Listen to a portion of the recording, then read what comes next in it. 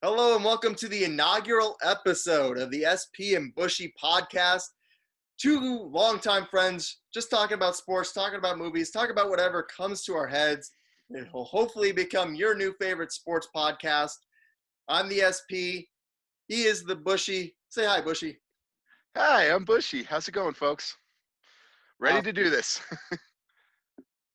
Welcome to the show. And obviously, like I said, we're two longtime elementary school friends since all the way back in elementary school. When is it? Like first grade, second grade? It's just crazy now. I mean, like first, second grade, I think. Yeah, second grade. Yeah, I think so. It's just insane that we've been friends for that long, and now we're finally decided to do a podcast. So I'm excited, and this is going to be a great moment. And we're Absolutely. losing our podcast virginity. Let's put it that way. Absolutely. It came to me in a dream last week. I'm like, let's do this thing. I don't know why it took us 20 years to start this thing. We probably should have started it way sooner, but Definitely. Maybe back in your Missouri days as well. exactly.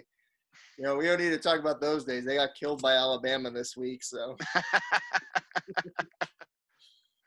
It was not a fun game. Yeah, I was at a restaurant. They had that game on, and it was not fun at all. Like, you just looked up once in a while, and yeah, and you're like, oh, man, Alabama's clearly the better team. Yeah, it's been a harsh few years in the SEC now for good old Mizzou, but. Do you wish to be back in the Big 12 now? Oh, absolutely, yeah.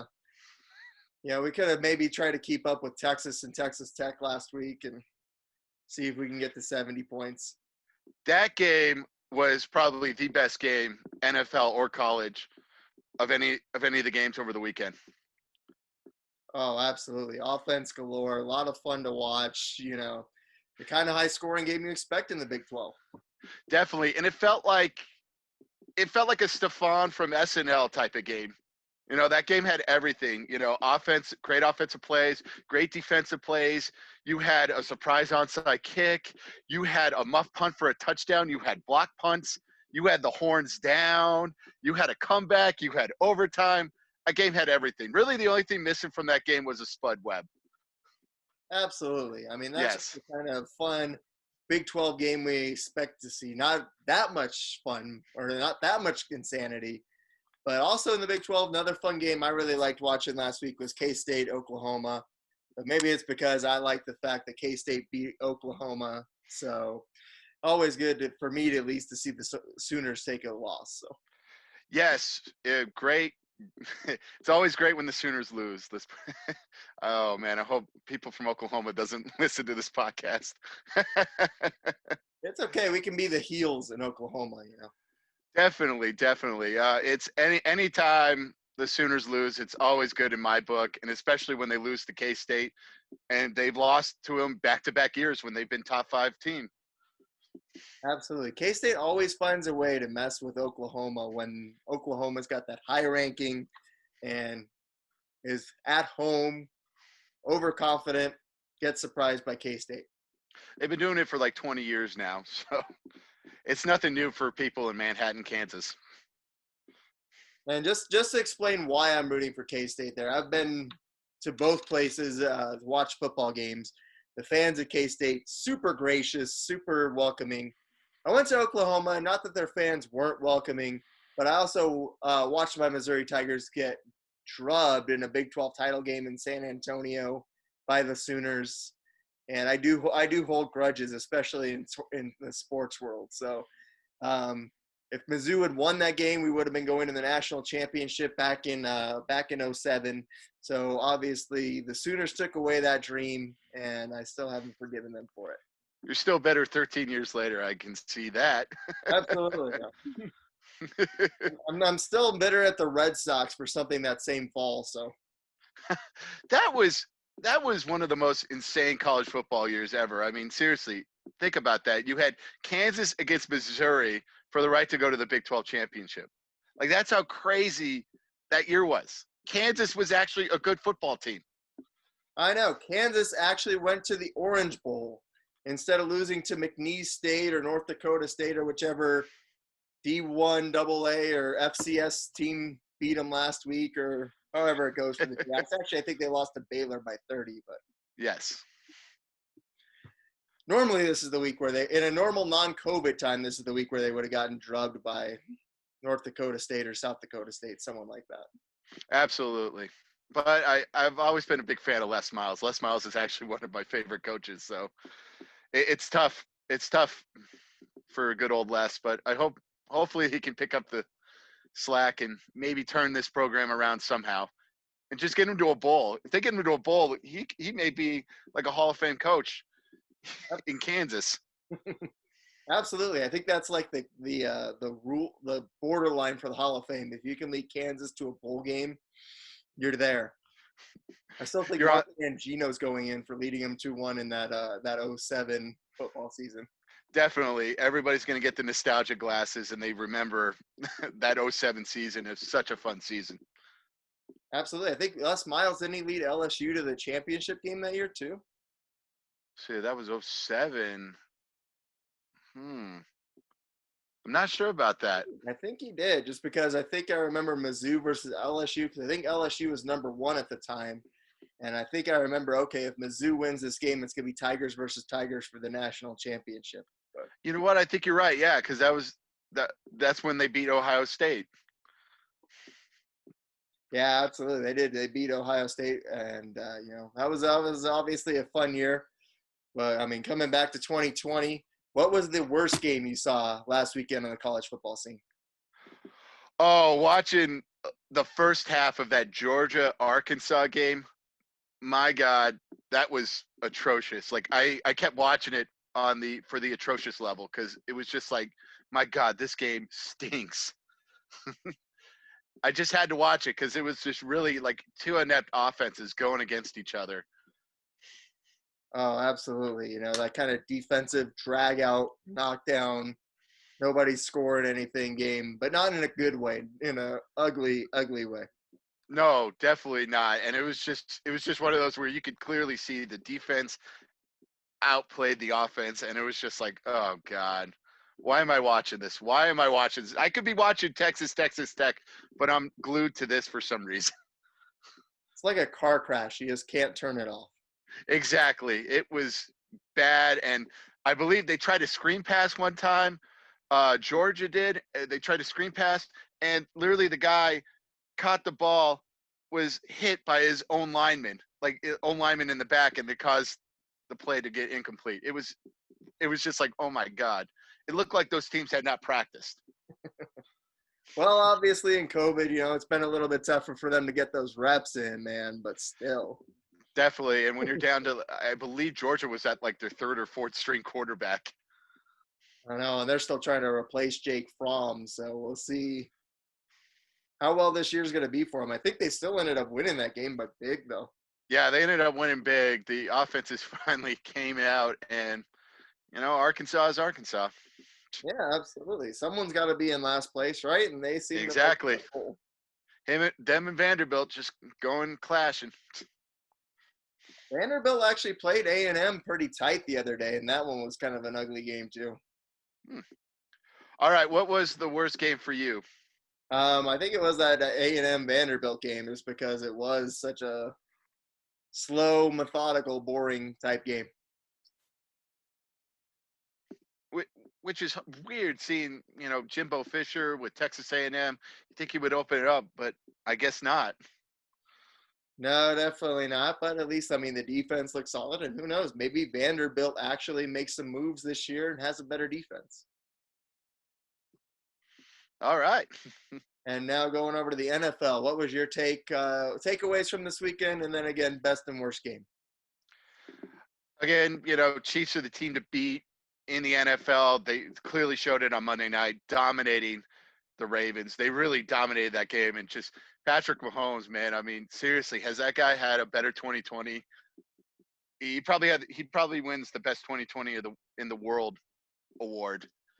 Seriously, wins the Super Bowl for the Chiefs, for a team that has not won a Super Bowl in such a long time. He's getting engaged, and as we know yesterday, he found out that he's expecting his first child. So that's great for him, and man, he's just destroying 2020. Absolutely. And I mean, it's not really a close competition as far as who's having the best 2020 because it's obviously him. No Yes. one else is having that good of a 2020, that's for sure. And I don't know, maybe 2020, the Chiefs actually winning a Super Bowl was a sign of things to come. It could be. It could have. It could be a sign, that sign of like, oh snap, maybe we should not. Maybe we should take off this year. My thoughts are nothing from this year really counts for anything, right? I mean, football's football. It looks the same even without the crowd. I do miss the crowd a little bit to get that crowd and that energy. But other than that, the football looks the same, whether they have the crowd or not. Absolutely. And I agree with you, though. The Chiefs are going to be the team to beat. Another takeaway I had is that the Packers look like the team to beat in the NFC. Boy, I mean, they were able to beat the Saints on the road. And I mean, they've looked really good, really dynamic offensively throughout the first 3 weeks of the season. I got a question with the Saints.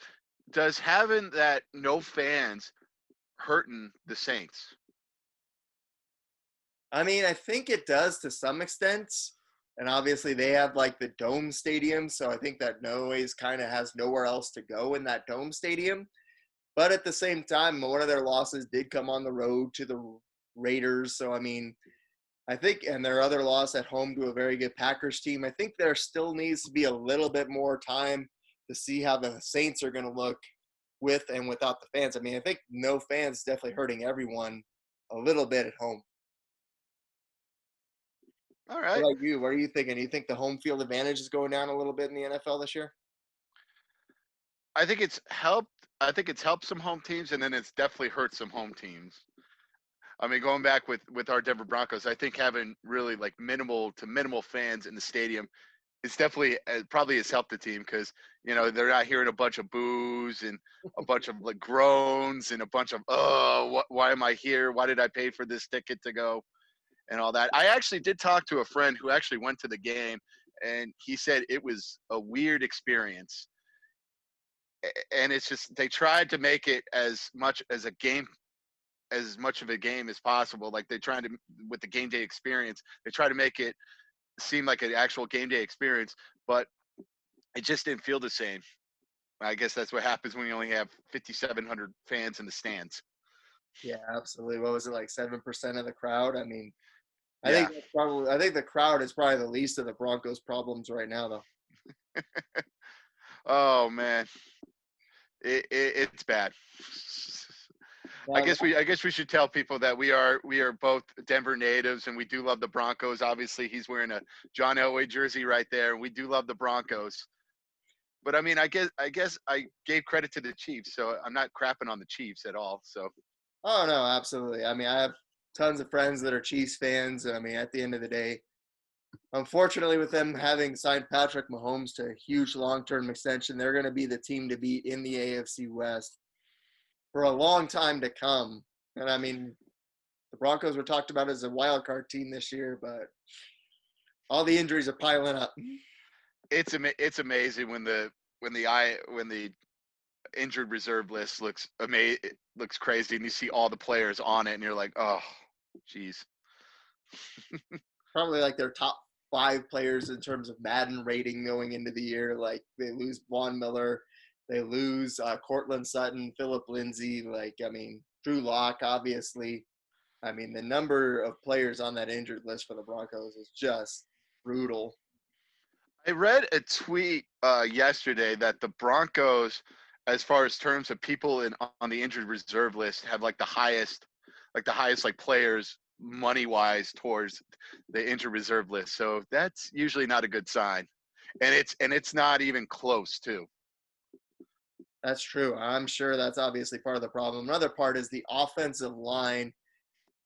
I mean, Jeff Driscoll running for his life back there. Tomorrow night, Brett Rippon probably running from his life back there.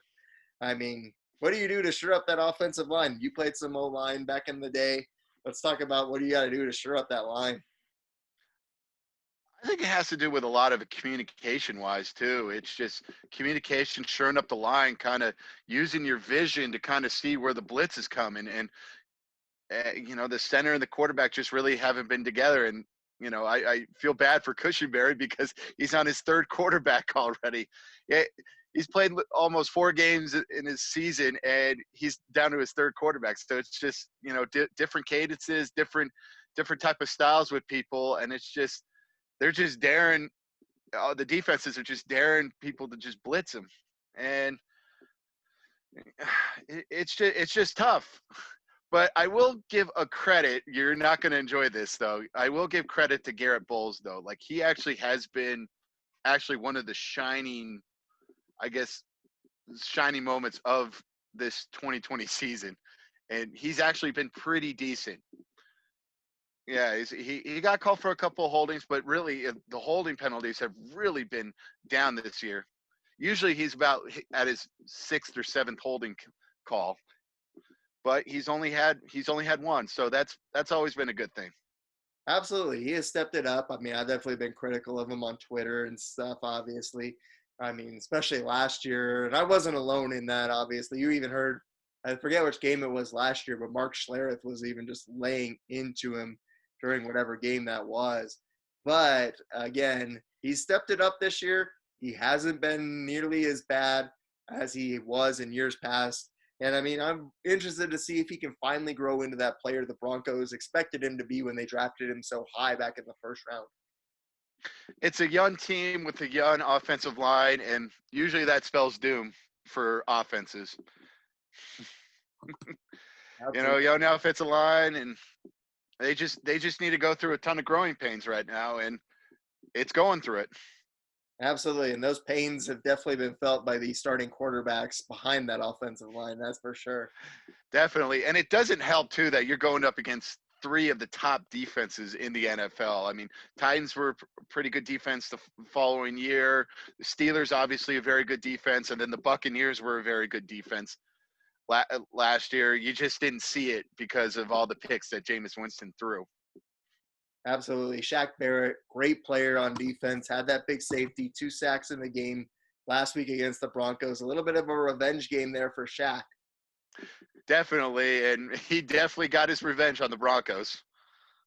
Now, I'm just happy he's in the NFC and not in any AFC team. So I'm really happy about that. So we don't have to see him again for another 4 years. Absolutely. Great player.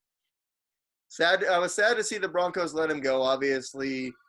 That's just kind of how it broke down with the way he was playing, and then kind of the Broncos' desire to bring in Bradley Chubb at that position. So let me ask you this. As a Colorado sports fan, Broncos let Shaq Barrett go. 2 years ago, the Rockies let DJ LeMahieu go. They don't re-sign him. He gets signed by the Yankees. Which one was the worst player to let go? Because obviously DJ LeMahieu wins the batting title in the AL this year. Which player was the worst player to let go for the Denver franchise?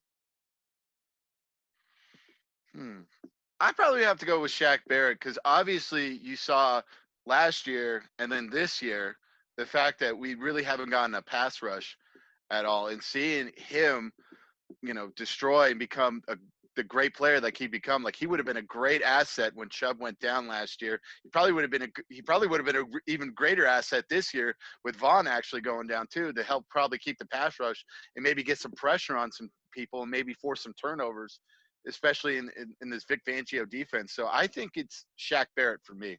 What about you? I think I would have to go with DJ LeMahieu, and it's maybe because they signed Daniel Murphy for the same money exactly that the Yankees signed DJ LeMahieu for to play the same position. And I mean, I think DJ is a much better defender. He's also a bit stronger with the bat right now, and obviously led the Yankees to a big win last night over the Cleveland Indians in game 1 of that series. But again, both players are players that you'd love to have back in Colorado right now. Also, shout out to DJ for becoming the first modern day player to win the batting title in both leagues. Like, that's a very impressive stat to do, especially winning the batting title in both leagues. Absolutely. And anyone who thought he was just a Coors Field hitter learned the hard way that he can hit anyone. He was always one of the best Rockies hitters whenever he was here, and he was a great hitter and a great fielder too. Absolutely. I think he got a little bit snubbed for MVP last year. I think he should have won that. I mean, granted, they gave it to Mike Trout again. I think there's a lot of West Coast LA bias. Trout may be the best player, but he never gets the Angels to the playoffs. DJ LeMahieu helped the Yankees weather some injuries last year in 2019, helped them get to the playoffs, and I think should have been the MVP of that league last year. Definitely. I agree with you on that statement. Absolutely. Now, looking ahead this week, NFL games, what game excites you the most? What are you looking forward to seeing? You're not excited for the Toilet Bowl coming up on Thursday night between the Broncos and the Jets? The Toilet Bowl, at MetLife Stadium? You get a toilet bowl with a toilet turf? I know. I can't wait to see Broncos have like 3 more guys go out for the year, and then and they blame it on the turf and all that fun stuff. Maybe Tatum Bell gets hired back again at running back because we're going to be down to our 5th string running back again. Well, I think the game that intrigues me the most is probably going to be the Chiefs against the Patriots. Obviously, probably the 2 of the better teams in the AFC, and this could have some implications going throughout the season through home field advantage, especially with the expanded playoff where the number 1 seed is the only team that gets a bye. So that could be a helpful thing. And maybe seeing Belichick, see how he does against Mahomes and try to contain Mahomes, and Cam Newton against a solid defense. And it's going to be an interesting game. I'm very intrigued by this game. Absolutely. I think that's definitely going to be one of the games to watch for sure this weekend. Another game that intrigues me is a couple of disappointing teams, not the Broncos and the Jets, but it's going to be a matchup between the Minnesota Vikings and the Houston Texans. 2 teams off to some really bad starts, but have the talent to have done better. Both teams were, I believe, playoff teams a year ago, and really teams that should be a little bit better than what they are showing right now. It's going to be interesting to see if either of those teams can right the ship. It is going to be a fun game. Yeah, I mean, both teams 0-3, and really some bad luck on both sides as well. If you think about it with the Texans, I mean, they're going up against the Chiefs, Ravens, and Steelers. So 3 are probably the best teams in the NFL or in the AFC, and you had to play them in the first 3 weeks of the season. So that was a tough draw for the Texans. And then obviously with the Vikings, losing to Aaron Rodgers probably in the FU season. I mean, they got killed by the Colts, and then lost to the Titans by a last-second field goal. So it's definitely both teams with 0-3 record with a lot of bad luck. Absolutely. It's going to be interesting to see which one of those teams can right the ship. I think the Texans get it done at home against the Vikings. I think J.J. Watt and that defense are going to give Kirk Cousins another bit of trouble on the defensive side there. I think that's going to be a fun game to watch, though, this weekend. Can I have my theory on Kirk Cousins with this? I always got this theory. Okay, with mediocre to half decent quarterbacks, always have that one season where everything goes right, where they're just amazing and just everything goes right for them. That was Kirk Cousins last year. Now we're seeing the real Kirk Cousins this year. Last year was an anomaly.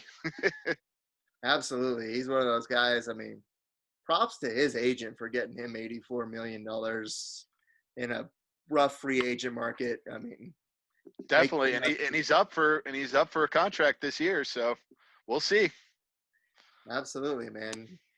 The agents, the unsung heroes sometimes in sports, or in this case, maybe if you're a Vikings fan, maybe not so much, but you never know. Definitely. Now, MLB playoffs also starting this week. What has been your take so far? The fact that Cincinnati and Atlanta just can't find a way to score a run. I'm watching the game right now, and we're in I believe the 13th or the 14th inning right now, and no team wants to score. It's amazing. No team wants to score. No team wants to win this game.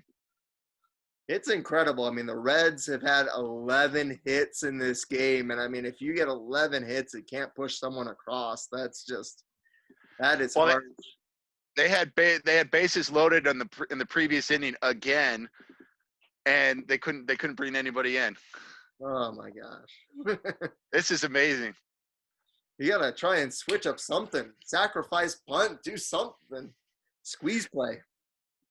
And another intriguing thing as well has been the Minnesota Twins, in their futility, let's put it that way. The fact that they have broken the record for the longest postseason losing streak ever in any professional sports. It's just amazing that you can lose that many games in the postseason in a row. It's just amazing. I couldn't believe it. It is. It's harsh luck. I mean, obviously, a franchise that, you kind of wanted to see do well, especially since they were going against the Astros in this first round. I mean, you were kind of hoping that the Astros would take the loss, fall out, especially against the Twins, who were really a strong team going into this. I mean, once again, you never know what's going to happen in sports, though. It is. It is. It's amazing, and the fact that Minnesota actually did choke yesterday as well. I mean, throwing that error. I mean, it looked like a routine ground ball. You get the out, boom, you're back in. You can win the game, but no. Instead of that, you give up a bases loaded single and 3 runs come in. Oh, such a heartbreaking way to lose. Absolutely. And I have a good friend and actually my boss who's a Minnesota guy. And I mean, if you just listen to him talk about the history of Minnesota sports, it's a very apt way for things to go based on the Minnesota sports history that they have there. Definitely. It's just heartbreak after heartbreak It certainly for is that team. for that team in that city. And I mean, it's amazing because they had one of the best offenses in the league the last couple of years. And then obviously this series, that's just, they haven't been able to manufacture those runs. Yeah, I've always felt like those teams that hit a bunch of home runs is like the 3 points in basketball. It's just you live and die by it. You live and die by the 3-point line. You live and die by the home runs.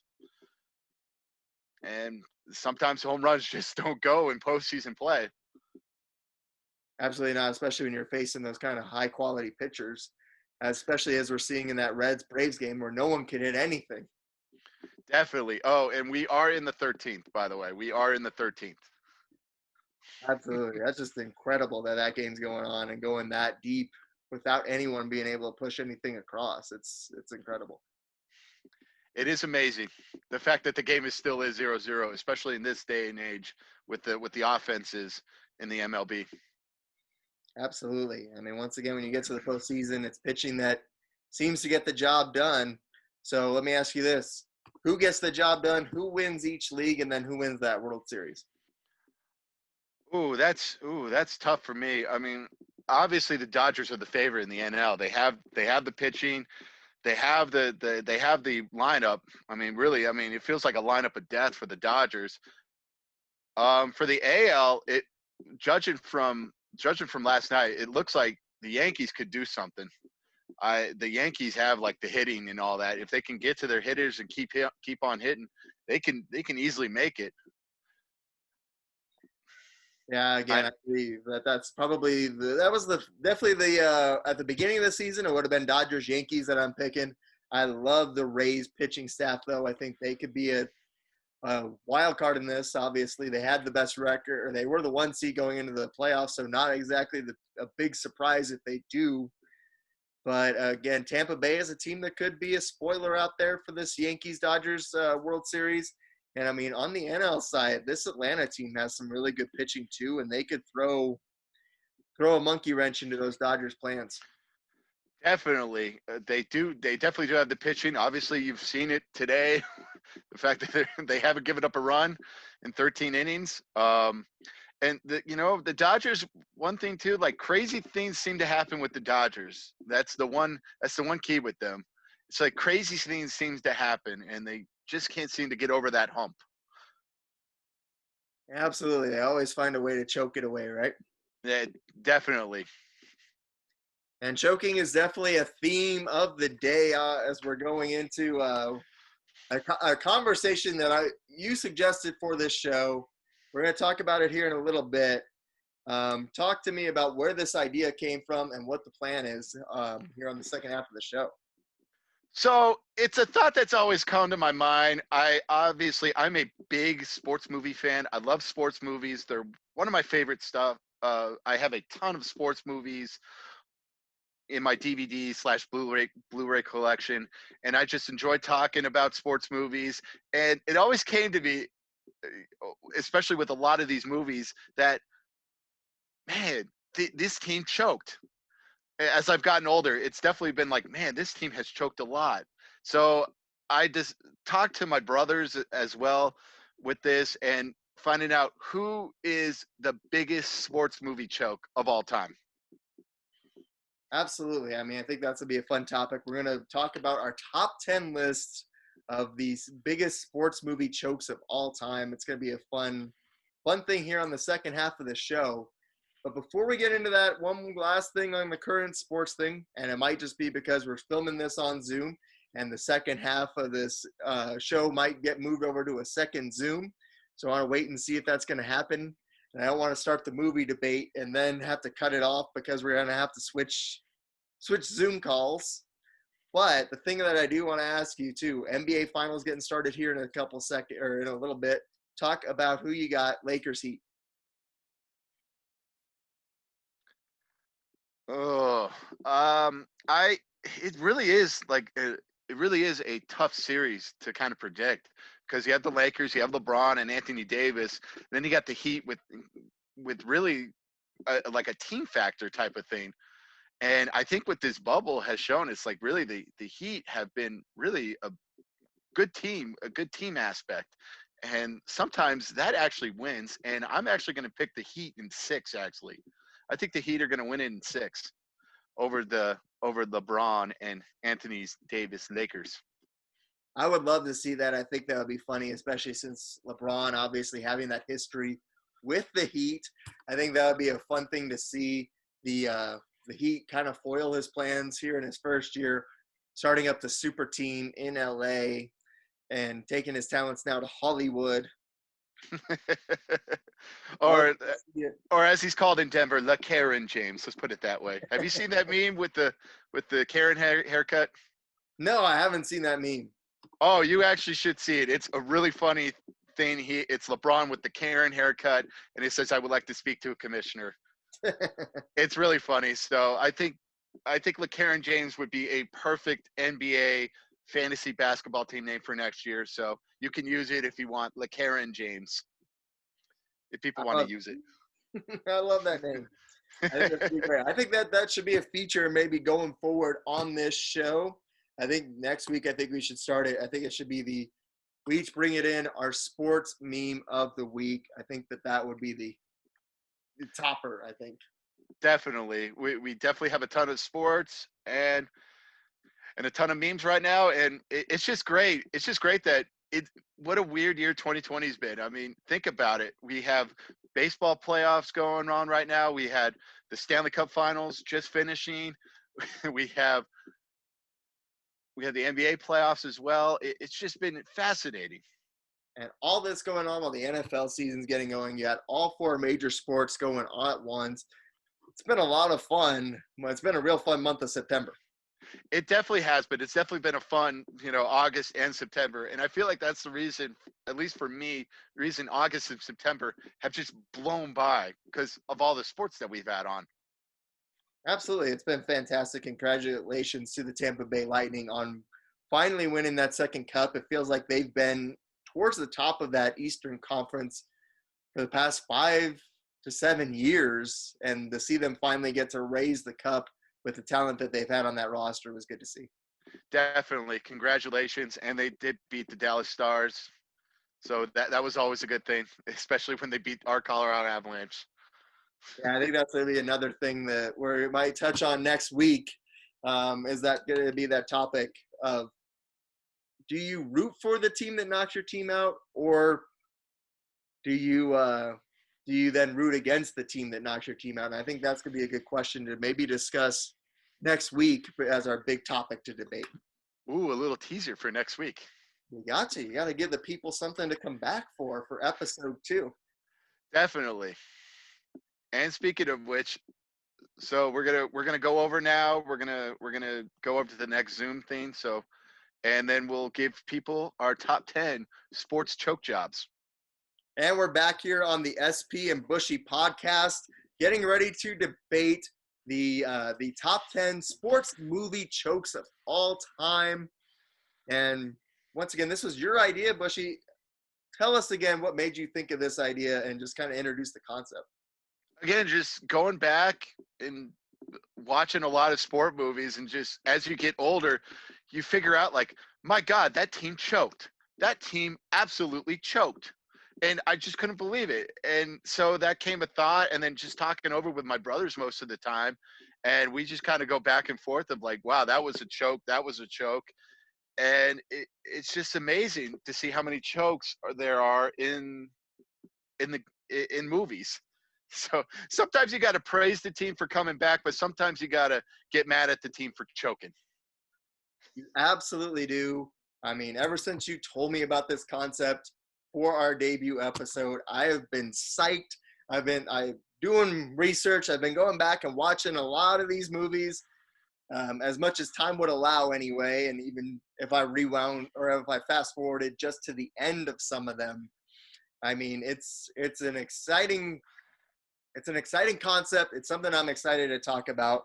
And I Well, mean, it's just something nobody has ever talked about. They're like, oh, what are the top like movie character or sports movie characters? Who would you have on a team? Nobody talks about the chokes. Like, I know it's all scripted and movies and all that, and you want the happy ending, but sometimes, you know what? Let's see. I want to see a choke. Let's see a choke. It's always good to see a choke once in a while. absolutely. And I mean, as much as you said it, like the comeback is nice. Someone's got to choke for there to be that kind of a comeback. Definitely. Do you have any like honorable mentions going in with your list? Do you have any honorable mentions before we go into our top 10 list?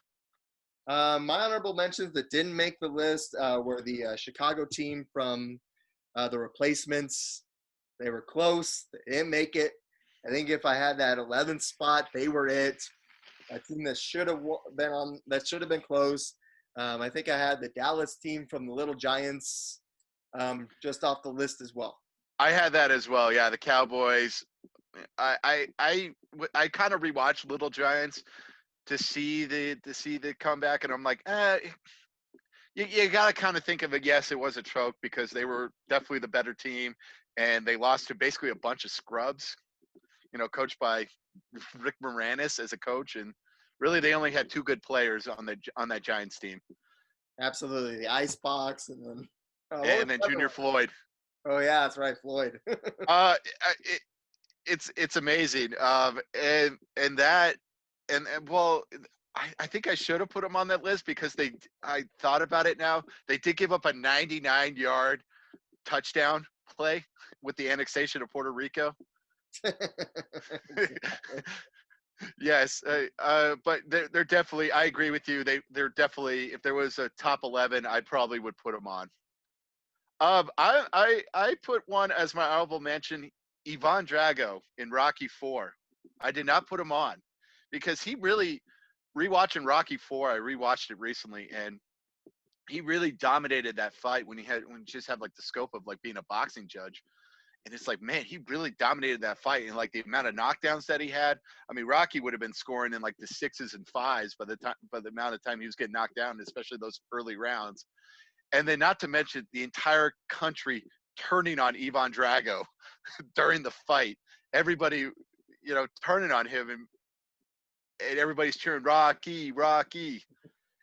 I think that's a choke as my. And then he gets knocked out in the 15th round. He should have just ran around and just let Rocky try to throw out his punches. But no, he decided to go and fight Rocky, and it ended up being a mistake for him. Well, while we're having this conversation, I'm going to say it that Ivan Drago was actually number 7 on my list in terms of the top 10 sports movie chokes. So he did make my list at number 7. All right. We'll give you your point. Do you have any more points going with it? Actually, a lot of the reasons that you said, but again, I don't get why the crowd all of a sudden, huge national crowd cheering for the Russian hero, all of a sudden chants Rocky. I don't know if you've ever seen it on YouTube. I can't take credit for it, but it's a College Humor video it's like a fake 30 for 30 about Rocky 4. Have you seen that? I believe so. Yes, I haven't watched it recently, but I believe so. It's hilarious if you get the chance and you haven't seen it. After this video, go watch that. If 30 for 30 was real with Rocky 4. But again, they just are kind of talking about how it also made no sense that the crowd all of a sudden turned on him. But I doubt the judges would have. So like you said, he would have been massively ahead on points in that fight with the number of knockdowns that he had, even in just the first couple of rounds alone. Would have definitely had him carrying that fight. He could have danced around for a couple of the couple of minutes of that 15th round, not gotten knocked out, and still found a way to win that fight. And the fact that he didn't, I have it as the 7th worst movie choke job of all time. Well, going back to the number 7, I actually have one of your honorable mentions on my number 7 list as well, and that's the Chicago team from The Replacement. I believe it's a choke job. They gave up a 21-point lead, and they basically had their entire team back. I mean, it was basically the Dallas Cowboys back on the field, and they got, or the Chicago Bears. I'm sorry, I'm mixing my real life and my fantasy. Exactly. But yeah, the Chicago team. So basically, yeah, the Chicago Bears were back on the team, and they lose to a bunch of replacement players, and they replace basically like an all-pro quarterback with Eddie Martell. Granted, he was a dick, but they replaced him with Shane Falco, and they gave up a 21-point lead, and they gave up basically like a pseudo Hail Mary at the end of the game. I mean, they had like a holding call. They were at like the 40, but they left Brian Murphy wide open. Like, he was the best pass catcher on that Washington team, and they gave it literally, he was wide open. Like, I didn't see any Chicago players in sight. Yeah, it's definitely a big choke. Obviously, you have to guard Murphy. I mean, maybe they drew a double team with Clifford Franklin. Maybe they used him as a decoy. I don't remember exactly where that defense was on that play, but again, it's a definite mistake there. Like you said, Murphy, a great pass catcher that was one of the really good players on that Washington Sentinel replacement team.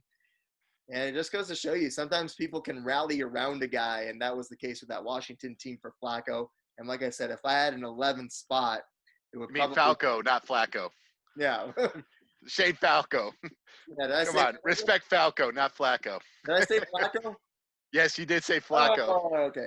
No one's been rallying around Flacco for years. So. Oh. I'm thinking about it on the Jets tomorrow going up against the Broncos. So maybe that's where my mind went, but it's definitely Falco. Yes. All right, you ready for the Falco list? Over Flacco. Yes. All right, you ready for the list? Absolutely. Let's hit it. All right, for my number 10, I have the Pittsburgh Pirates in The Natural. Oh, and here's the go-to. We're only doing like fictional sports movies, so none of this, based on a true story stuff. So I kind of left out Remember the Titans, and I left out, obviously Miracle and all that, because it's based on a true story. We know, it was a choke job by the Russians. So I'm leaving that out, and we're just doing fictional movies. And here's my point with the Pittsburgh Pirates and The Natural. They had a 2-0 lead going into the 9th inning. I mean, they were doing well. That pitcher was dealing. He was awesome. He was pitching everything.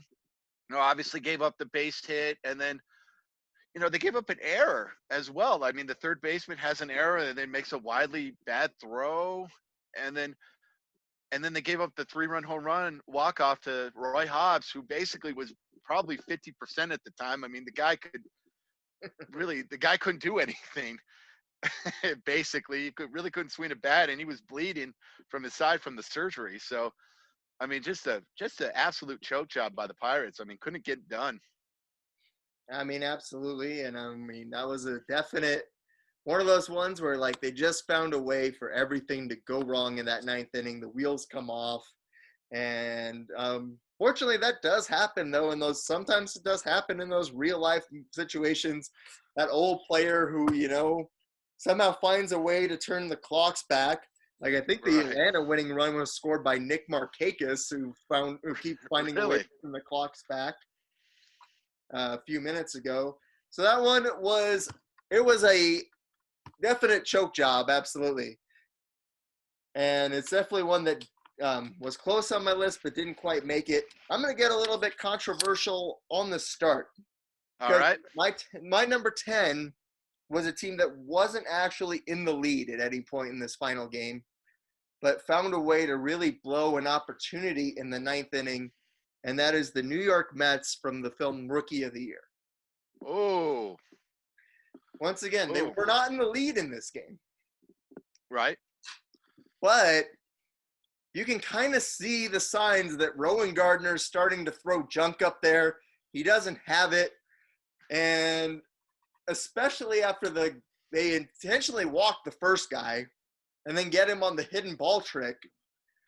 So the fact that they're trying to really finagle and manufacture these outs would lead me to believe that at that point he's got nothing left in the arm. So again, second guy they intentionally walk, and he gets lured into this game of chicken with Rowan Gardner of whether or not he's going to steal second base or not. When if he instead of getting lured into this immature game of cat and mouse with Rowan Gardner, if he'd just waited for him to throw the ball to Hato, he would have easily had second base. Definitely. Yeah, that was, you know what, looking back at it, yeah, that was a choke job. I mean, Henry Roengard didn't have the special arm anymore, and yeah, man, I had not thought about that. That's actually really good. And then Hato striking out on junk, basically losing on like a floater pitch as well. I mean, this guy who's basically a beat up roid guy, man, could have knocked that out of the park. I mean, he did connect on one of the hits though, but it did go foul. I will give him that. Absolutely. I give him no problems on the foul ball, but for him to go down on that floater pitch, which is basically like and he was licking his chops too. He's like, ooh. Yeah, he got time to think about it the whole time. The fact that he couldn't make contact with that one, really Right. disappointing, and that's why it earned the number 10 spot on my list. All right. So going down with my list, number 9, I have the Eden Hall varsity hockey team in D3, the Mighty Ducks. Okay, they lost the game 1-0. Now, I will give Julie the Cat Gaffney praise for this game. She stood on her freaking head in that game. And they had some luck too. I mean, Adam Banks makes a nice diving save at the end. But they had a 5-on-3 power play to end the game. They had a 5-on-3 power play at the end of the game. And then they get scored on shorthanded on a 5-on-3 power play. And the guy who scores it is Goldberg. Like, this guy was a goalie going into the first part of the film, and then he becomes like a defensive force. This guy, literally, he's the worst player in all of the Mighty Ducks series. Like, I'm sorry, Goldberg is the worst player. He really is. And they let him score. It's amazing. And they give up a 5-on-3 shorthanded goal to end the game. Oh, just an absolute choke job by the varsity team. I have no debate about this being a bad choke job. I agree. It's a horrible choke job in the film. Once again, though, you can't fault a hot goaltender, and sometimes that goaltender is just able to stand on their head. I will Definitely agree. I think that the Goldberg at least has a couple of moments in Mighty Ducks 1 and 2, and then again in 3, where he makes some sort of play. Whether it's a big save in the shootout against Iceland, more on that to come later.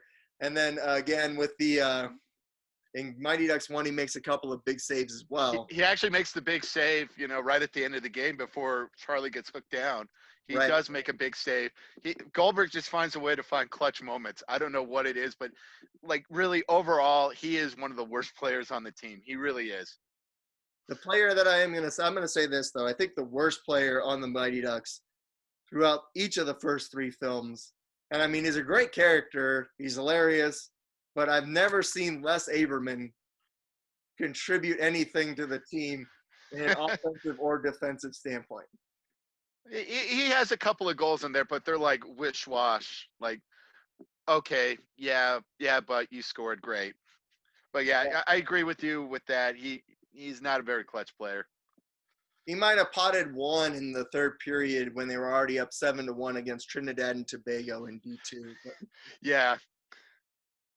That might be the most he's contributed. I mean, once again, great character, not taking anything away from his contributions to the entertainment value of the film. but I didn't see him contribute much on the ice. All right, what is your number 9? My number 9 goes to the Rockford Peaches from a league of their own. Again, great hard battle there with the Racine team in that game. But the fact that you have this clutch player in Dottie Hinson who just gets barreled over. She sees the runner coming, could have even maybe done a sidestep as opposed to inviting that collision. Maybe could have avoided that play. Do you think Dottie do you think Dottie let go of the ball, or was it just Kit just knocked her out? I don't know. I think maybe she had that moment where she wanted Kit to finally get that taste of victory. I don't know. But again, you have the best player in the league kind of making a bad, unclutch play. I think that was. I agree, and I go back earlier in the game on how Racine got their first run was because that Evelyn girl, absolutely misses the cutoff, man. Like she throws it like crazily. Like it looks like a little league play. I'm not gonna lie. Absolutely, and I mean again a little bit sloppy. Maybe Jimmy Dugan should have reined them in. Although I will say, I think I got to give more credit. I think your number 9 is kind of swaying me a little bit towards Eden Hall, baby, being the Eden Hall varsity team, because they did squander that 5-on-3 power play. You might have swayed me a little bit. And they dominated the entire game too. Yeah. And they dominated the entire game. I mean, basically most of that game was played in the Duck zone. Like it really was. The Ducks had a little bit of playing, but then it was all Eden Hall. And they just killed everybody. I mean they injured Averman, they injured Jermaine. It was crazy. Absolutely. I mean, again, that was a game that absolutely they should have had that one. I think hands down. Again, credit to Gaffney for the way she played in that contest. Yes. Also, I mean, I did have the Rockford Peaches on my honorable mentions list. Like I do have like an honorable mentions list, and Rockford Peaches were on my list, but I felt like it was such a competitive game that I didn't put them on the list. Which is kind of the same reason for me with that Eden Hall game, but again, right, you swayed me. You swayed me. Good. I'm glad I did some convincing. See, I guess I could do that sometimes. You're a good salesman. Some of the time, let's put it that way. Absolutely. So, what do you got? Number 8. Number 8. This one's a little bit off the rails here. I got Shoot from Vision Quest. It's a wrestling. Have you ever seen it? I have not seen that one. It is a wrestling movie. It's actually probably one of the only wrestling movies on there, like Olympic style wrestling. And I'll give my points.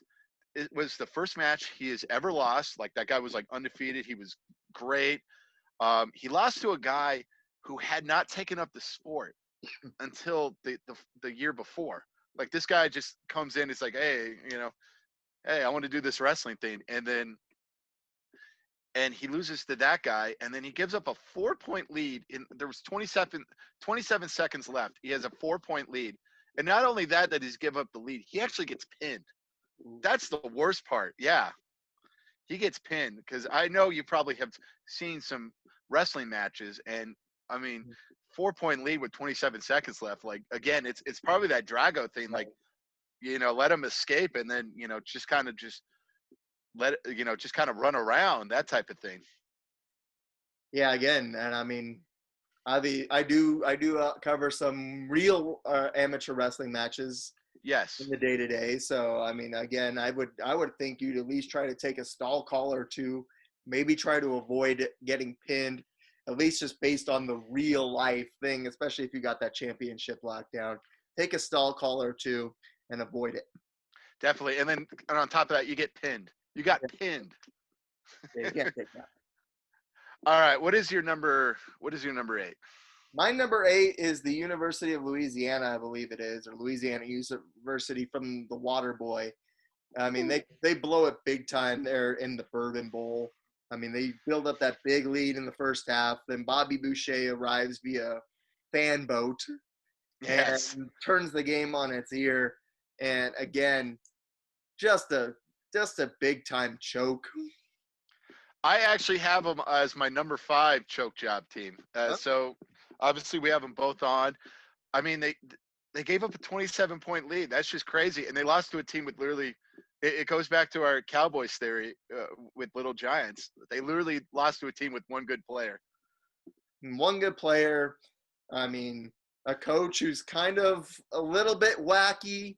I mean, it's not like losing to, I forget the name of Gene Hackman's character in The Replacements, but he's at least a very strong coach. I mean, the coach in The Waterboy, played by Harry Winkler, like he just kind of, he's a mental, just he's just mental. Yeah, he has a mental block. He has Yeah, a mental block in his head. Like, it's can't crazy. get through it.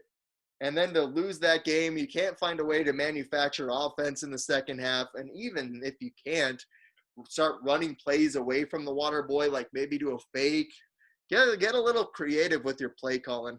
Well, they tried doing that with the kneel down, kneeling 3 downs and punting, and forcing the offense. He tried that early, but then once the offense started to get going, it was crazy. Just an absolute choke job. And then losing to the water boy who hadn't thrown a pass at all, and he basically throws a Hail Mary at the end.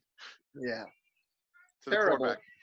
Terrible choke job there by the Louisiana team. Yes. What did you have at number? Oh yeah, you had shoot at number 8. I already said that I had Rocky 4 as my number 7. What was your number 7? And I had the Chicago team in the replacements. Yeah, absolutely. Yeah, so you want to go down? You want to go to number 6? Let's go to 6. All right, for number 6, I have a fictional sport here. I have the Dallas Felons in basketball. Wow, actually, I have the same. I have the same Dallas Felons at number 6. Really? Okay, Let's talk about it. Absolutely. I mean, I watched this movie I watched it today to get a refresher just to see the choke job that this team had, and I actually bumped them up a couple of spots because of the choke job. But they have a 16-0 lead in the 7th inning of this game. Yeah, and they were nailing everything. Granted, the Bears weren't trying to make psych outs or anything, and they had they just unbelievable choke job, like a 16-run lead, especially in basketball. Right. I mean, I don't know what the big comeback looks like in basketball, but 16 runs to me sounds like a lot. And I mean, even for them not to be able to score again was a little bit shocking. I mean, you think you'd at least have all your guys go single, single, single the rest of the way. And right. Try to at least throw up another run there in the 9th. Definitely. And to add on top of it, they had a chance for a double play to end the game too, and then they end up given a conversion. Yeah, absolutely. You can't allow that. I mean, the only thing that stopped this from being in my top 5 is that they did lose to the men who created. So we got number 6 out of the way. Obviously, my number 5 already with the Louisiana University and the Water Boy. What is your number 5? My number 5 goes to the Monstars from Space Jam. Really? Yeah. So I had them at number 3. They were my number 3. Okay. I mean, obviously, they blow a huge, huge lead here. I think they build up a huge lead twice in this game and find a way to blow it. Oh, they definitely, and they lost to basically Looney Tunes characters and Michael Jordan. Well, I mean, as we've seen from the Last Dance documentary, if Michael Jordan starts taking something personally, which he might have in this game to get that extra motivation, it's done. So who knows what he might have taken as the extra motivation in this game. But just to blow it twice as badly as they did.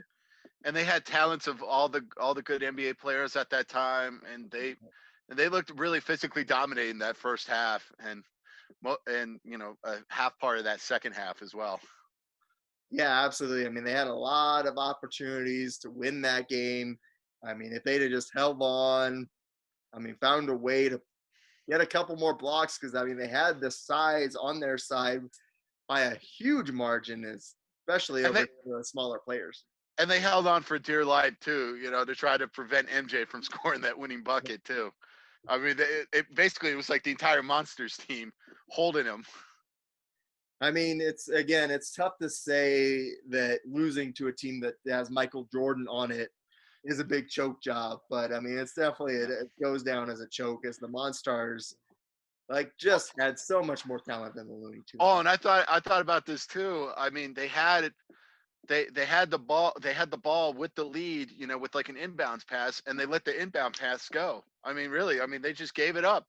That has to be one of the worst referee games of all time. As like a bull attacks the guy from outside the crowd to make him give up that inbounds pass. Definitely. I don't know. We'll have to debate which was the worst ref game, especially with a choke job that is coming up later in my list. So we'll debate that as well. I think I mean if it's the one I'm thinking of, it's definitely up there on mine as well. But Yes, again, the Monstars, they did again losing to Michael Jordan is the only thing that kept them a little lower on my list.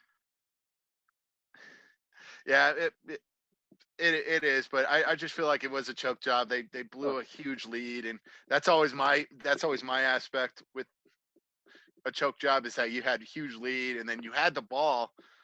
All you got to do is just keep the ball and maybe dunk again. To make Yeah, it a 4-point lead.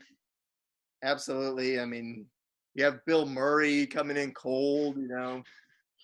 Put your tallest guy Definitely, yeah. on the inbounder and just don't let him catch it. I know, and he fakes out the entire Monsters team too. It's like I'm going left, and he does a behind the back pass. Like, wow. And I mean, they let Newman from Seinfeld score a bucket too there towards the end. That is true. Yes. And they let Elmer Fudd score too, and he dunked it too on them. Yeah, Elmer Fudd getting buckets. They gave up some buckets to some people that they definitely shouldn't have given up buckets to. Definitely. All right. So what is your But number 4? mentally, they didn't have the good grasp of the game, I think. No, they didn't. They kind of coast. They thought they could play one half and we destroy them, and then we're good. Right. They try to coast by on talent alone. I don't think they mentally grasped the game. They had the talent, but Definitely. So what is your number 4? my number 4, I'm going back to the Rocky franchise, and I'm going with Apollo Creed in Rocky 2. Same situation Ooh. as Ivan Drago. He's got the world championship won, but because of his pride, he feels like he has to knock out Rocky. And so he goes at him in the 15th round, even though he's up on the cards.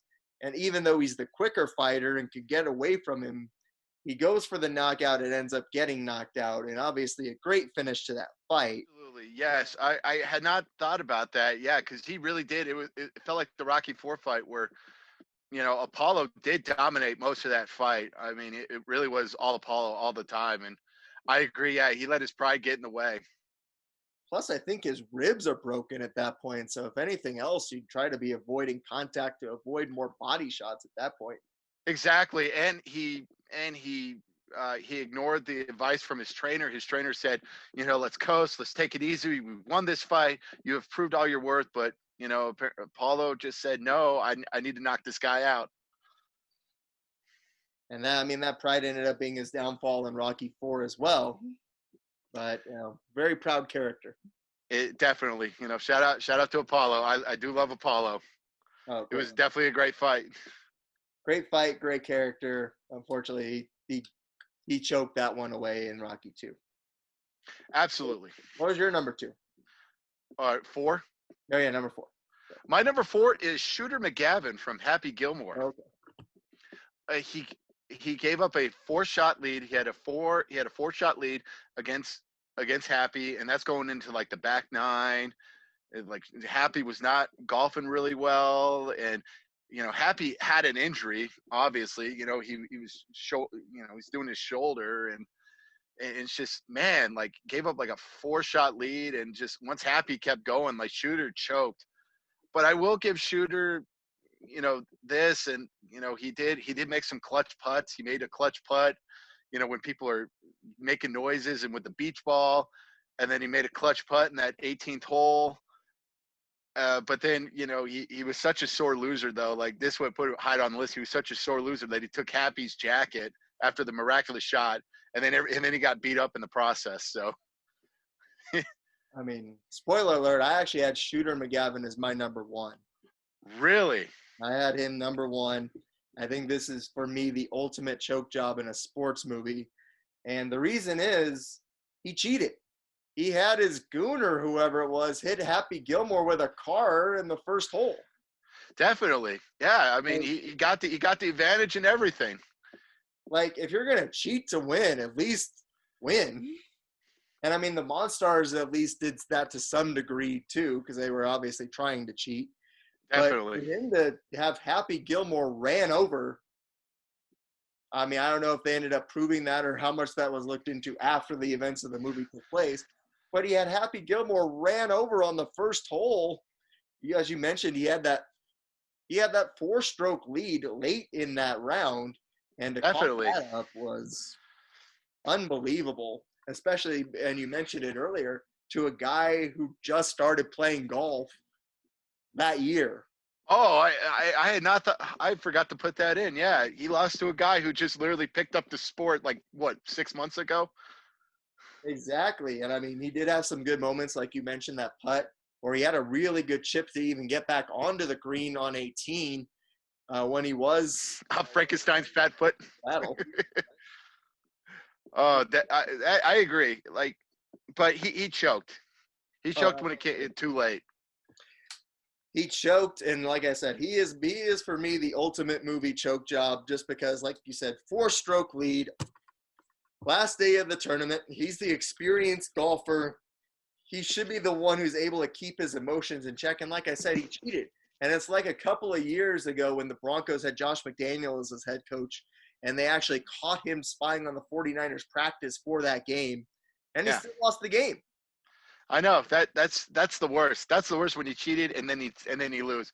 And again, he tried to take the jacket as well. Absolutely, and he's a sore loser for cheating and losing. Definitely.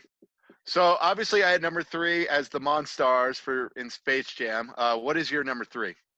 My number 3, and I mean this is one. I mean these top 3 you could have gone ranked them in any order, but I had this as my number 2, and then I did some rewatching of both my number 2 and my number 3 yesterday, and I made some switches. But it's Team Iceland from D2, Mighty Ducks 2. So I'm gonna spoil mine as well. That was my number 1 team. Right, absolutely, and I mean it's an easy case to make for them. I mean, they definitely belong in the top 3. There's no debate about that. I mean, definitely. What was it? They had a 4-1 lead. They gave up multiple 3-goal leads in the third period. Right. I mean, that's just insane to think of. And they had dominated the Team USA beforehand in the before game 12-1. It was insane. Like they completely dominated that game. And I mean, obviously, you're not going to expect to be able to do that again. I think the refereeing in that first game, especially, was awful. Oh, it was atrocious. It was up the Space Jam level. Like it was just Iceland could do anything. Right. And Team USA could do anything. Absolutely. And then they eject Gaffney in game 1 for a little bit of a shove. Yeah. Apparently it was intent to injure, though. Right. But there were countless – but the hack on Adam Banks was an attempt to injure after he scores the 1 goal the Mighty Ducks get in that game. He only got a 2-minute minor. It's like, oh. I mean, the officiating in that game, they lost control of that game. But Iceland had a lot of power plays, especially in that second period, that they really weren't able to cash in on. Definitely. And I didn't think about it. Like I rewatched it, and it's crazy. They only scored 1 goal in the final 2 periods. They only scored 1 goal. And they were on the power play, like I said, for most of the second period, because then you had the Bash brothers getting Kenny Wu. You had Robertson taking the penalty for roping there for 2 minutes. Oh yeah, that is crazy, and especially that bunch of goal scoring, those goal scoring machine. Yeah, how they weren't able to get a power play goal on Goldberg in that moment was just shocking to me. It was shocking, and also another shocking thing: you had the leading scorer in the tournament, and Gunnar Stahl, taking the last shot for Team Iceland, and you're going up against a goalie who hadn't played a minute in the tournament. Like I know Gaffney went in, but she didn't play at all in that first Iceland game. I don't think she had played at all in that tournament. and to give it and to lose on that. I mean, that is a absolute choke job. Absolutely. I mean, they had so many opportunities. The goalie, who had been pretty sound, kind of falls apart there in the third period and into overtime. The thing that stopped this from being number one on my list was the final goal that they gave up before the end of regulation. Was a little bit, I don't know if you could call it cheating, because Iceland was getting away with a ton of crap in that game too. But the fact that Bombay disguised one of his players as the goalie kind of threw off that defense a little bit. And I mean, it was a little bit of a cheap goal, but a goal that, I mean, they had a really good game plan against Russ Tyler going into that third period. And it took Bombay switching him and making him pretend he was the goalie for him to actually get a free shot. So, Exactly. And what is the goalie doing? Like, it's the knuckle puck. It's not like it's Fulton's shot, where you can get, pushed back or anything like that. It's the knuckle puck. Like, literally just stand in front of it. He's standing like off to the side here trying to make it a spectacular glove save with that goal. Like, I'm like, he's shooting it from the center ice. Like, it's not like he was right there at the point, making a knuckle puck. No, it's at center ice, and he's trying to make a glove save. Just stand in front of it. Just be like, oh, oops, you lose. And one thing too, like, what is the defense doing while he's taking off the goalie gear to actually and swapping sticks with someone to actually get the shot off? I don't know. Moved then and didn't make a move. It was a defensive lapse. I'm not gonna lie. It was a defensive lapse. But the cheapness of that goal by Bombay disguising Tyler as the goalie was kind of what made me. I mean, the defensive game plan was sound to shut down Tyler, but right. The fact that they didn't the fact that they had to resort to that kind of tactic to get him open was kind of what made the Iceland one a little bit more defensible. But they lost they blew a lot of opportunities, especially in that second period. Definitely. It's really stuff that really gets glossed over when you really think about it. But this is why we're here and talking about it. This is the thing. This is why we're here to talk about it. And I mean, yeah, again, I think that these top three, and obviously I said your fourth one, which was Shooter McGavin, which was my number one, could easily have been any sort of order. It was a very tough list to make when you got up to these top ones. Definitely. So what was your number two? Obviously the three is interchangeable. What was your number two? My number two, and it took me watching this one yesterday on top of watching Mighty Ducks 2 for me to move it from 3 to 2. And that is the choke job by the Globo Gym Purple Cobras in the film Dodgeball. I mean, horrible choke job here. All right. Give it to me. What are the facts? The facts. Tell me. I mean, Globo Gym has the vastly superior roster. You have at least 2 or 3 guys on Average Joes who don't really contribute much. And if you look at the way the game is played, they get Average Joe's 2 best players out in the opening seconds of this dodgeball contest and actually hold a 4-1 lead against one of Average Joe's worst players, and they can't finish the kid off. That is true. Well, they were teasing him too, like they were, hitting the ball. They were just messing with him. Absolutely, and I mean they had the opportunity, really, like I said, to put this game away 4-on-1, and then again with the 2-on-1 later in the contest when it's Peter Lafleur against White Goodman and Michelle Jones, and again you have a 2-on-1 there, and even when Lafleur gets out Jones, Goodman has a chance to end it, but gets a little too overzealous, steps across the line, and forces the sudden death there at the end. And again, Goodman has the opportunity to end this thing in sudden death, and Lafleur blindfolds himself. And so at that point, you have a really good opportunity to try and end this thing. And I don't know about you, but like if something's coming towards my head, I may not see it, but I might feel it and be able to duck. I think Goodman makes a huge mistake here by going towards the head Whereas on a blindfolded man, if you'd have thrown it at his legs, Yeah, he wouldn't know. That. I agree. Able to move out of the way of that. Yeah, Goodman. I mean, that was Global Jim's fallout, just cockiness. It was just like, we can do anything we want, and they got cocky. I do agree, man. That definitely was a absolute choke job. Well, and to think about it too. I mean, if it was just like a few minutes, they probably wouldn't even have the match as well. Because remember, LaFleur comes in all heroic and all that, and they got to have the panel. Absolutely, and the fact that he tried to buy off LaFleur and get him out of the lineup the night before. I mean, again, it kind of goes back to why I had Shooter McGavin so high. It was that attempt to cheat and win. I mean, at the end of the game, they were playing a pretty honest dodgeball game. They did take that cheap shot at Cape Beach, but that was after she had already been eliminated, so it didn't really affect the outcome of the game, so to say. But again, to not be able to finish off Justin Long's character, who I believe was also called Justin in the movie, when you had him 4-on-1, if all four of you throw it at once and just coordinate it, game over. Globo Gym wins the Las Vegas Dodgeball Open and the $50,000. Yep, and they take over Average Joe's Gym. They take over. Absolutely. I mean, again, you have their best players out of that matchup in the opening seconds with Peter LaFleur and Kate Beach going out, and you have them right where you want them and can't finish them off. I mean, at least one of the laser, taser, whichever one it is, or blade, whichever one or Michelle.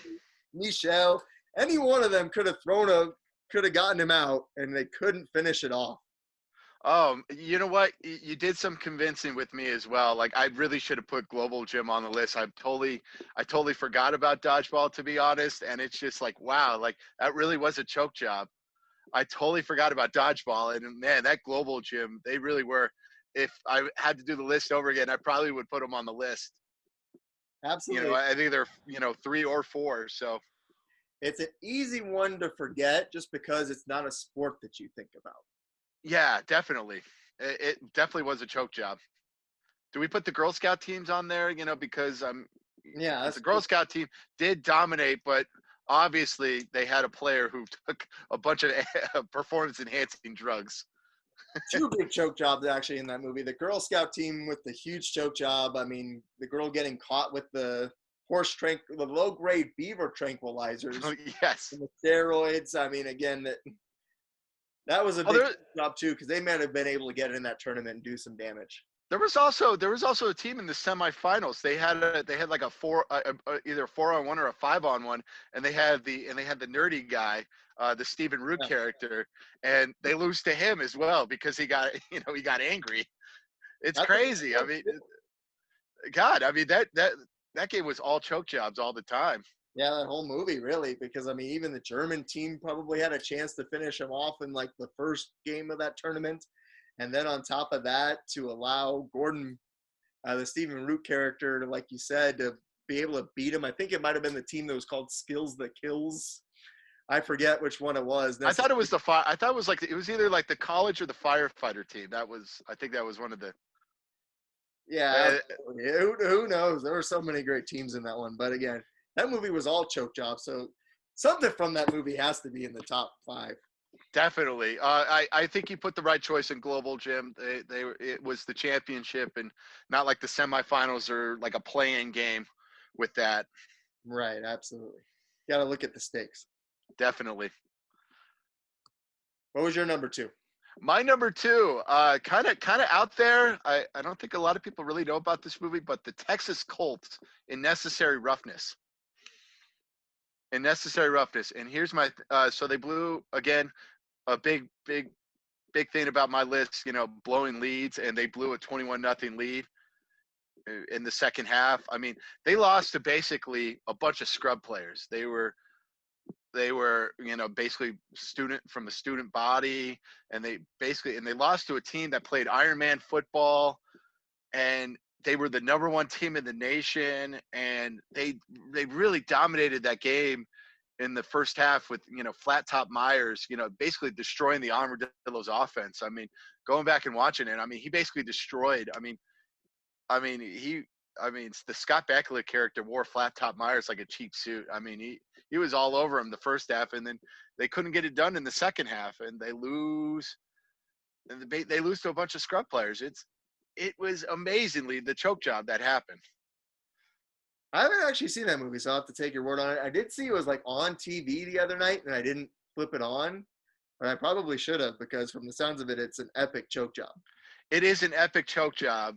It is unbelievably one of my obviously other than Iceland, this is an absolute choke job. I mean, you lose to a bunch of scrubs, and you're the number one team in the nation. You deserve to be a choke job on this list. Oh, absolutely. I mean, if we're going off of like actual choke jobs, I mean, the one by Michigan against Appalachian State, which, I mean, Appalachian State at least sounds like they had a lot more football experience than the team you're describing. Yes. In this necessary roughness. It was basically like the SMU team after the death penalty goes and beats the number one team in the nation. Like, really, that's all there is. And they lose to a quarterback who's, I believe, 37 years old, and Scott Bakula. You know, their head coach had to go to the hospital for heart problems, and they come back. I mean, it was just all this craziness, and they lose a 21-0 lead, and the offense doesn't score at all in the second half. Like, what happened to the offense? Oh, it's awful, especially like when you give it up to a bunch of scrubs, which, I mean, we talked about it even with the honorable mention team on the list, like the Cowboys from Little Giants. When you lose to a team that just doesn't have the skill that you do, it's a rough one, and that's a huge joke. Definitely. And yeah, so definitely choke jobs, and I love them, and just keep on with the choke jobs in fictional sport films. Absolutely. We might have to do a part 2 of this list if more great sport movies keep coming out. But in the meantime, if you watch this video, be sure to write in the comments. We will also be putting it on Twitter and Facebook. So be sure to vote or give us suggestions as far as some of your favorite movie choke jobs. Is it the Iceland team from Mighty Ducks 2? Is it Shooter McGavin and Happy Gilmore? Is it one of the other options we've made on the list? Or can you make the case for something else that's not on the list? Weigh in. Definitely, and we would love to hear from you. Hopefully we'll get back to you if you want as soon as possible, and just thank you again. I mean, this has been great. I've enjoyed it. I did not think we would be doing this. I didn't either. And then, like I said, when you suggested that topic of the top 10 sports movie collapses, that's when I went from like super excited to gung ho. I couldn't wait to do this. I couldn't wait to have the conversation. And I mean, I think we both agree. Like, I think if we're combining the rankings, then the Mighty Ducks 2 one has to be the highest ranked collapse on this list. Yes. So you want to go over our list again? Yeah, absolutely. Okay, so for my list, I had number 10, I had the Pittsburgh Pirates in the natural. Number 9, I had the Eden Hall varsity hockey team. At D3, the Mighty Ducks. And for number 8, I had Shoot in Vision Quest. And for number 7, I had the Chicago team in the Replacements. In number 6, I had the Dallas Felons in basketball. Number 5, I had the University of Louisiana in the Waterboy. Number 4, Shooter McGavin from Happy Gilmore. Number 3, the Monstars from Space Jam. Number 2, the Texas Colts from Necessary Roughness. And number 1 is the Iceland hockey team at D2, the Mighty Ducks. And then for me, my list, once again, number 10, the New York Mets from Rookie of the Year. Once again, huge choke job there. I had number 9, the Rockford Peaches, but again, I think you've swayed me there, and I actually do have the Eden Hall. You swayed me enough to convince me that the Eden Hall hockey team deserves that spot. I had number 8, the University of Louisiana, again from the Waterboy. Number 7, Ivan Drago from Rocky IV. Number 6, like you, I had the Dallas Felons from basketball, allowing the Milwaukee Bears to come back and take that game. Definitely. Number 5, the Monstars in Space Jam. Number 4, Apollo Creed for Rocky 2. Number 3, I had Team Iceland from D2, the Mighty Ducks. And I thought of another reason actually to have them at number 3. They were facing a very hostile crowd too, coming over here and playing in the U.S. in the Goodwill games that year, which makes their choke job maybe a hair forgivable. But again, top 3, No debate. It's definitely a hostile crowd, yeah, because they did not like Iceland. And there really was no Iceland supporters at all. Absolutely. Number 2, I had once again the Globo Gym Purple Cobras from the movie Dodgeball. And then number 1, of course, was Shooter McGavin from the film Happy Gilmore. Once again, we hope you'll weigh in. We hope you watch this video. We hope you'll watch more videos to come. And Bushy, any last words on this episode? That was fun. Again, that was fun. I enjoyed doing it. Man, it felt good. And wow, it's just amazing how much time has passed by. Absolutely. Time flew as we were doing this, so we're going to keep on doing this. If nothing else, for our own enjoyment, but we hope you'll join us again next week when we have another great conversation here on the SP and Bushy Show. Thanks for watching. Thank you. Good night.